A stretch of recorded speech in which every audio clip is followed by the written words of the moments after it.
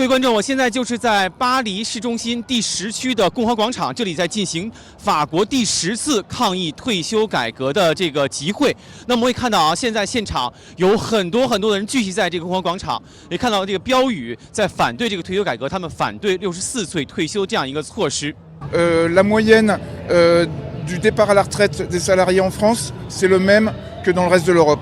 L'âge légal, c'est 62, mais en règle générale, tout le monde n'a pas ses trimestres. Les gens partent 65, 66. Donc finalement, il n'y a pas beaucoup de différence avec l'Allemagne où c'est 67 et l'Espagne 67 ans. En moyenne, les salariés partent plus ou moins au même âge. En fait, on a un modèle social qui est particulier à la France. On travaille pas moins que les autres. On a un taux de productivité qui est élevé. Comparer des pays entre eux, je ne sais pas si c'est bien l'enjeu ici, parce qu'on n'a pas du tout les mêmes systèmes en fait, de répartition.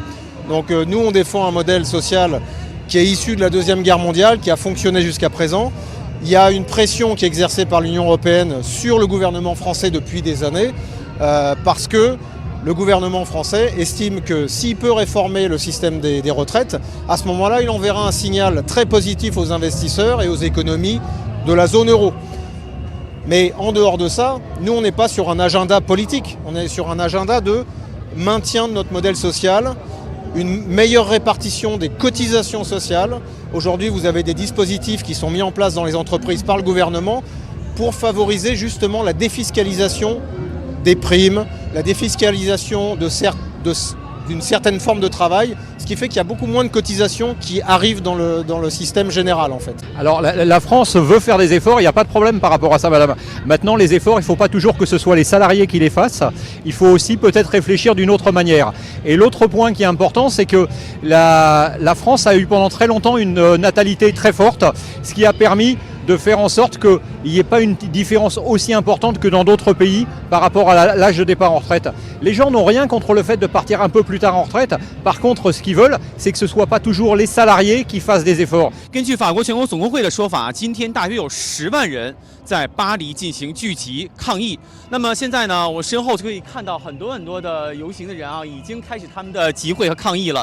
那么这也是1995年以来法国最严重、规模最大、持续时间最长的一次罢工。Ça nous sert de manifester de façon non violente pour montrer qu'on n'est pas du tout d'accord avec la façon dont ça s'est passé, l'absence de débat, l'absence de réunion avec les organisations syndicales. Et donc, non, tant que c'est pas promulgué, tant que c'est pas appliqué, on peut toujours espérer un retour en arrière. Et on est là pour montrer que ça nous plaît pas du tout. Voilà, dans la non-violence. Quand il y a plein de jeunes qui ne travaillent pas, je pense qu'il faut laisser la place aux jeunes pour travailler. Il y a largement la place.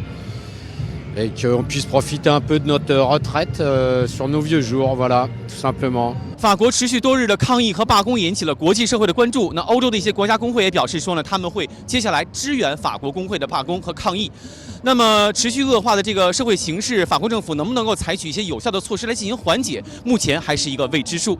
欧洲卫视加封巴黎报道。